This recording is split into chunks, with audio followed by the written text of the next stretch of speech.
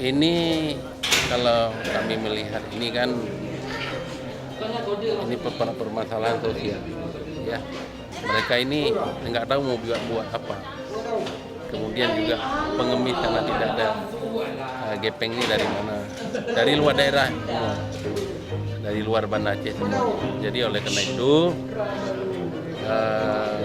mereka akan kita minta buat pernyataan, terutama yang gepeng ini kita buat pernyataan tidak lagi kembali ke Banda Aceh dan akan dikembalikan ke daerah masing-masing.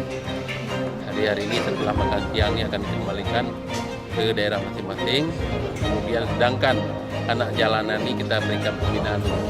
Mereka kita kuatkan imannya dulu, dan apabila diulangi lagi, nah ini berarti akan kita ambil tindakan. Kita tidak pernah berhenti lagi sejak dari tahun ini, dan kalau nanti ketemukan lagi yang lain, terus kita gebrak ini penegakan syariat Islam. Karena ini tidak sesuai dengan syariat Islam dan bertentangan dengan adat istiadat Aceh pada umumnya, dan Banda Aceh sebagai barometer untuk penegakan syariat Islam. Sekarang mulai dari malam tak berhenti lagi. Maka ketemu tangkap, maka tidak ada kecuali siapapun.